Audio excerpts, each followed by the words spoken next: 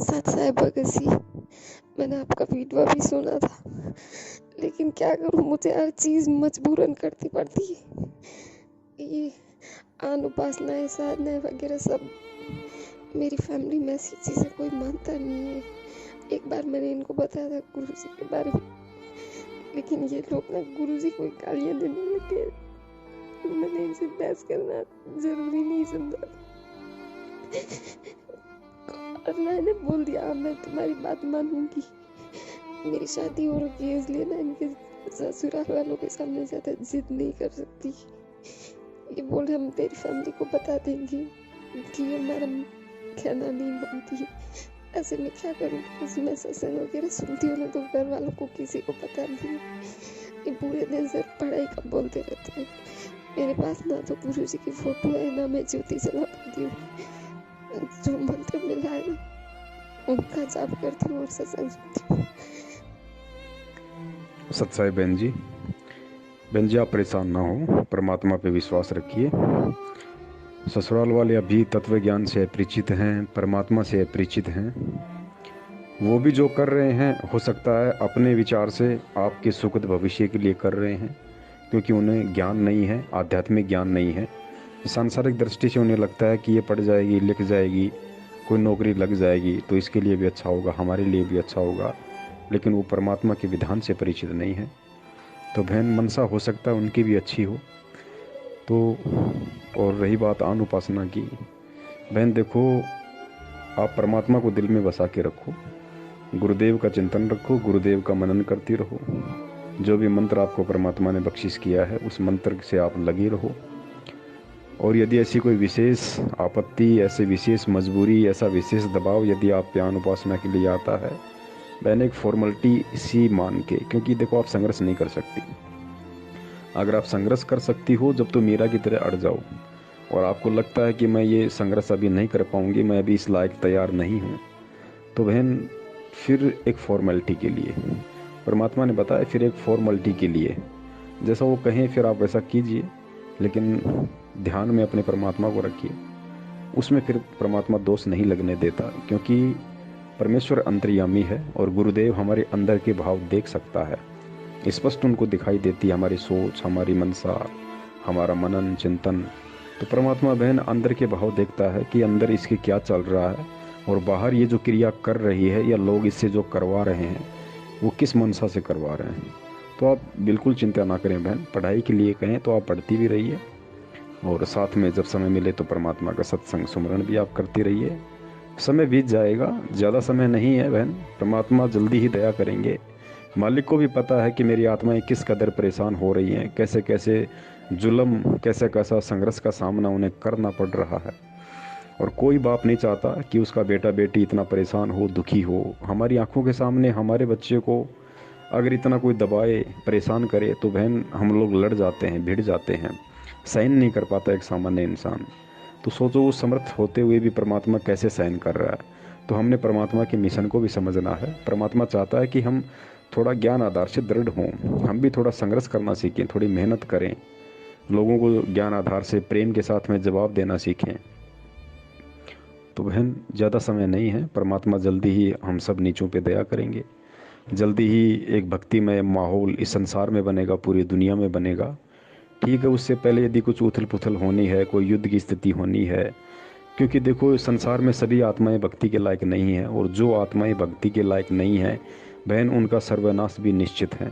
तो हो सकता है वैश्विक स्तर पे कुछ घटनाएं ऐसी घटेंगी, काफ़ी लोगों का सर्वनाश होगा, काफ़ी लोग अकाल मृत्यु को प्राप्त होंगे। और अकाल मृत्यु को प्राप्त वही लोग होंगे जो परमात्मा की आत्माओं के मार्ग में बाधा बनने वाले थे, भक्ति मार्ग में जो बाधा बनने वाले थे, वही लोग इस वैश्विक उथल पुथल में यहाँ से जाएंगे। तो तब तक बहन हमें थोड़ा सा ज्ञान को आधार बनाना पड़ेगा, थोड़ी हिम्मत रखनी पड़ेगी। कुछ भी करें, कुछ भी कराएं बहन, ये आपकी मजबूरी है, आपकी परेशानी है। यदि आप मीरा का रोल नहीं निभा सकती हैं तो बहन आप नीची गर्दन करके और परमात्मा की भक्ति में लगी रहें। जैसा वो करें वैसा आप जी करती रहें, लेकिन परमात्मा से प्रार्थना भी करती रहें कि हे परमपिता परमेश्वर, आप अंतर्यामी हैं मालिक, मेरी पार नहीं बसा रही है, मैं हर तरीके से निर्बल हूँ, अबला हूँ इन लोगों के आगे। अब ये चाहे तो परमात्मा मेरे ज्ञान की कमी हो, या चाहे मैं संघर्ष नहीं कर पा रही, मेरे अंदर वो हिम्मत नहीं है, परमात्मा चाहे इस चीज़ की कमी हो, आप अंतर्यामी है, जानी जान है, आप सब जानते हैं। तो परमात्मा, लेकिन मेरे अंदर आप हो, मेरे अंदर से आप नहीं निकल सकते। आपका जो ज्ञान है वो इस कदर इस दासी के हृदय में, आत्मा में, मन में समा गया है कि देवी देवता, ब्रह्मा विष्णु महेश, या कोई भी जिनकी मुझसे आन उपासना करवाई जा रही है, दबाव बनाया जा रहा है, उनके लिए 0% भी जगह मेरे दिल में नहीं है। तो परमात्मा तो अंतर्यामी है बहन। परमात्मा तो केवल एक फॉर्मलिटी के तौर पे अपने बच्चे के मुख से सुनना चाहता है, प्रार्थना के रूप में अपने बच्चे के मुख से सुनना चाहता है कि मेरा बच्चा मेरे से किस तरह प्रार्थना करता है, क्या बोलता है, क्या कहता है। बाकी काम परमात्मा का है। सूरदास की कथा बहन आपने सुनी होगी। परमात्मा ने बताया था कि एक सूरदास था, वो भगत था, और उसको थोड़ा दस्त लग गए, लूज मोशन हो गए। तो उसने सोचा कि यहाँ एक आधा भगत आता है आश्रम में, बेचारे मेरी सेवा में लगे रहते हैं, बड़े दुखी हैं, क्यों ना मैं जंगल की तरफ चला जाऊँ और अपना शरीर त्याग दूंगा वहाँ पे। इस शरीर को कोई जंगली जानवर, कोई पशु खा लेगा तो उसका भी उद्धार हो जाएगा। ये सोचकर सूरदास जंगल की तरफ चला गया और गहरा चला गया अंदर। गुरुजी ने कहा कि वो इतना अंदर चला गया कि उसको कुछ भी नहीं सूझ रहा था। एक जगह जाके वो बैठ गया। अब परमात्मा अपने भगत के साथ में रहता है। तो तभी एक बच्चा आया और कहा कि बाबा बाबा, लगता आपको भूख लगी है। तो सूरदास ने सोचा भाई होगा कोई बच्चा, आसपास में कोई परिवार रहता होगा यहाँ पे। उसने कहा हाँ बेटा, मुझे भूख लगी है। तो इतने में बच्चा थाली से, खिचड़ी थी उस थाली में, और उस बाबा को पकड़ाते हुआ कि लो बाबा, मेरी माँ ने आपके लिए खिचड़ी भेजी है, आपको देख के कि भाई एक बाबा बैठा है, आप एक खिचड़ी खा लो बाबा। तो सूरदास ने परमात्मा का शुक्रिया अदा किया कि हे परमपिता परमेश्वर, हे मालिक, आप इतने दयालु। परमात्मा, जंगल में भी आपने अपने दास की सेवा कर डाली, अपने दास का इतना ध्यान रखा आपने। सूरदास ने खिचड़ी खाई। खिचड़ी खाते ही गुरुदेव ने कहा कि सूरदास की लूज मोशन बंद हो गई, उसकी जो भी बीमारी थी एक तरीके से समाप्त हो गई। सूरदास बच्चे को आवाज़ देने लगा कि बेटा थाली ले जा, बेटा थाली ले जा। कहीं से कोई आवाज़ सूरदास की नहीं सुन रहा था।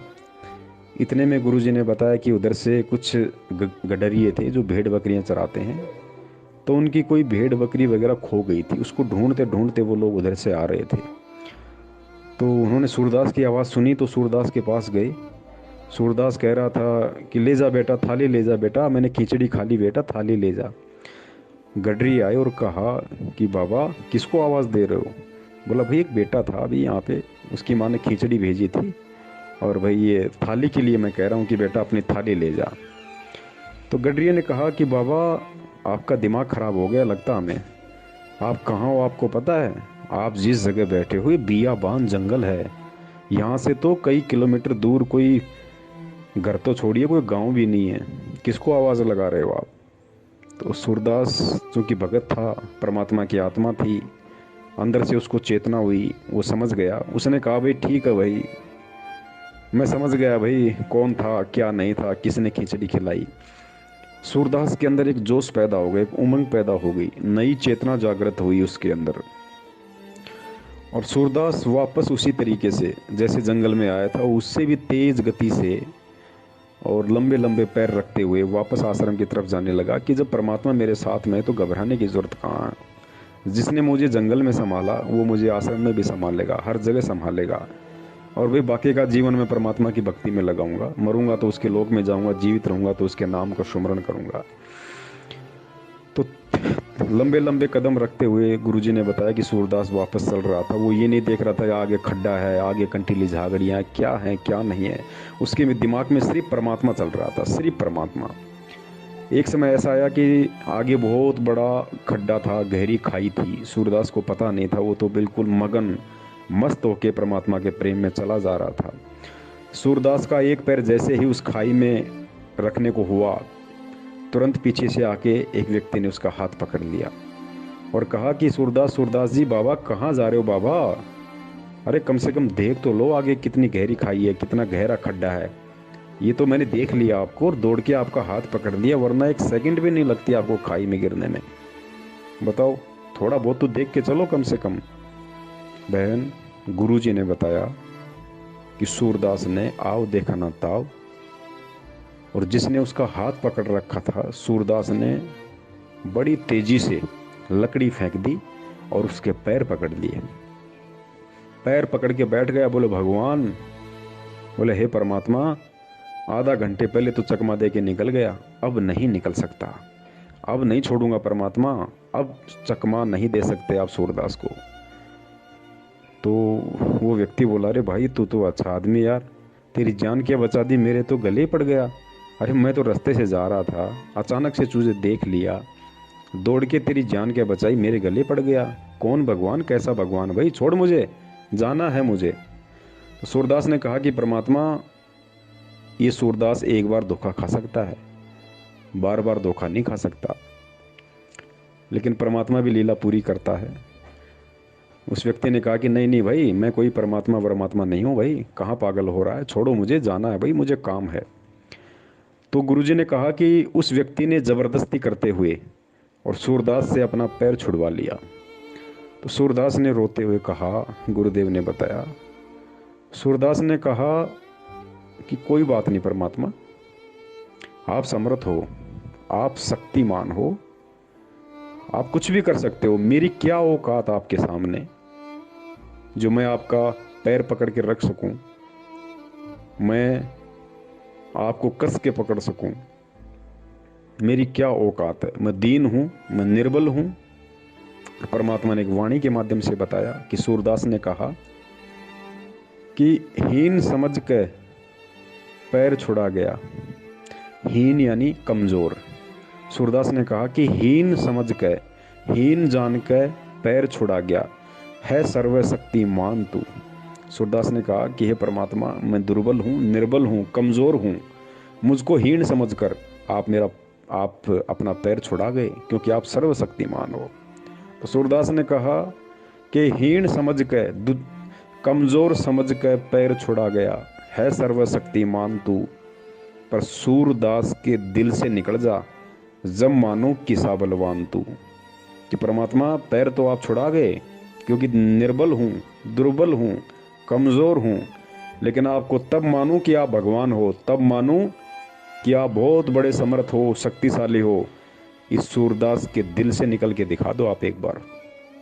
तो बहन, परिवार वाले चाहे आन उपासना के लिए दबाव डालें, चाहे किसी भी चीज़ के लिए प्रेशराइज करें, बहन आपने अपने दिल में उस परमात्मा को, दास जो बार बार परमात्मा शब्द यूज़ करता है, बहन वो परमात्मा शब्द केवल सतगुरु के लिए है, गुरुदेव संत रामपाल जी महाराज जी के लिए है।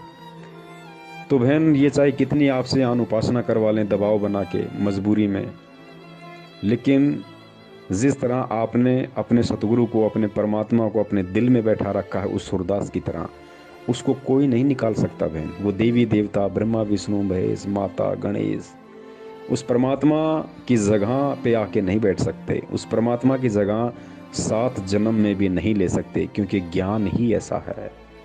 ये ज्ञान भगत को इस कदर पागल बना देता है, भगत को इस कदर प्रेरित करके और अपना बना लेता है बहन, उसके बाद किसी और के लिए जगह नहीं बचती है। तो आपकी मजबूरी है, तो बहन आप परमात्मा से प्रार्थना करती रहिए कि हे परमात्मा, आपकी दासी की हालत तो सूरदास की तरह है, इस दासी के दिल में, इस दासी के मन मस्तिष्क में परमात्मा आपके अलावा दूसरा कोई नहीं समा सकता है इष्ट रूप में। हे गुरुदेव, बाकी मैं सांसारिक दृष्टि से कमज़ोर हूँ, हीन हूँ, दुर्बल हूँ, आप अंतर्यामी हो, मेरी हर स्थिति से वाकिफ़ हो। तो परमेश्वर अब आपके हाथ में है मालिक, बाकी मैं आपकी भक्ति पे लगी हुई हूँ, जितनी मेरे से बन पाती है। मेरे श्रद्धा भाव में किसी प्रकार की कोई कमी नहीं है। बाकी परमेश्वर आप जानी जान है, क्या मेरे साथ हो रहा है, क्या नहीं हो रहा है। तो बहन, ऐसी स्थिति में परमात्मा उस आत्मा को दोषी नहीं मानता है, नहीं समझता है, क्योंकि सच्चाई का पता लगने के बाद एक आम प्राणी भी सामने वाले को क्षमा कर देता है, और मालिक तो जानी जान, वो तो अंतर्यामी। तो सतगुरु बहन मजबूरी में या दबाव देकर आपसे करवाई गई किसी भी क्रिया में कैसे दोष देख सकता है, परमात्मा कैसे आपसे नाराज हो सकता है। और एक समय ऐसा आएगा परमात्मा वो दया कर देगा, वो परिवार वाले आंखों से आंसू निकाला करेंगे कि बेटी धन्य है तेरी भक्ति को और धन्य है बेटी तेरे गुरुदेव को, जो ऐसी विपरीत परिस्थितियों में हमसे छुप छुपा कर भी तो अपने भगवान को याद किया करती थी, उसकी भक्ति किया करती थी। लेकिन बहन तब तक हमने हिम्मत नहीं हारनी है, तब तक हमने हिम्मत बना के रखनी है, तब तक हम परमात्मा की भक्ति पे चलते रहें, चाहे दुख में चाहे सुख में। अंत में परमात्मा संभाल ही लेगा, अपनी आत्मा को टूटने नहीं देगा, झुकने नहीं देगा। बस ये हिम्मत बना के रखना बहन, ये अंतिम दाव है इस कलयुग का। ये दाव यदि आज हम चूक गए बहन, पता नहीं कब ये मौका लगेगा, कब इस समय, क्योंकि ये बड़ा विचित्र खेल है बहन, बड़ा विचित्र संयोग आज आप और हमारा बना है बहन। अगर मानव शरीर मिल गया तो पता नहीं कौन से युग में मिलेगा, परमात्मा मिल गए तो पता नहीं कौन से युग में मिलेंगे, क्योंकि मोक्ष तो इसी समय होना है। अगर हमारा मानव जन्म भी हो गया और ये परमात्मा नहीं मिला, ये समय नहीं मिला बहन जी, बहुत असंख्य कल्प युगों के बाद गुरुजी ने बताया कि ऐसा विचित्र संयोग बैठता है, ऐसा विचित्र संयोग। कलयुग की ये बिचली पीढ़ी, कलयुग की बिचली पीढ़ी में 1997 के आसपास हमारा जन्म, और 1997 में परमात्मा द्वारा उपदेश, उसके बाद हम परमात्मा की शरण में आए, परमात्मा ने हमें ज्ञान समझाया। इतनी संगत होने के बाद भी कितने लोग उनको समझ पाए, कितने लोग ज्ञान को आधार बना के चल रहे हैं बहन। ये सारा का सारा सहयोग बहुत अनंत युगों के बाद बनता है। तो बहन ये तो स्वाति सीप जैसा मेल है, मौका हम चूक ना जाएं बहन, किसी भी तरीके से। लंगड़े लूले गए, बहरे अंधे काणे, यानी किसी भी तरह से हम इस भक्ति पे लगे रहें। कोई कुछ भी करवाए मजबूरी समझ के या दबाव में, अगर हम कर लेते हैं बहन, उसका दोष परमात्मा नहीं देखता, क्योंकि परमात्मा ये देखता है कि ये किस भाव से अनुपासना कर रही है, किस भाव से ये देवी देवताओं को सिजदा कर रही है। परमात्मा अंदर के भाव देखता बहन, बाहर की क्रिया नहीं देखता। साधु भूखा भाव का, धन का भूखा नाही, जो कोई धन का भूखा साधु बिनाई। तो बहन हमने इस तरीके से इस भक्ति मार्ग पे यदि हम संघर्ष नहीं कर सकते तो हमने इस तरीके से अपने परमात्मा को सूरदास जी की तरह अपने दिलो दिमाग में बैठा के, और हमने भगत जी उसके पीछे लगे रहना है। परमात्मा का चिंतन मनन हमने करते रहना है। फिर चाहे ब्रह्मा विष्णु महेश हमारे सिर पे आके क्यों ना बैठ जाएं बहन जी, आधा बाल भी नहीं उखाड़ सकते, आधा बाल भी। जब इतनी दृढ़ता, इतना समर्पण भाव अपने सतगुरु के प्रति शिष्य का हो जाता है। सत साहिब, जय हो बंदी छोड़ के।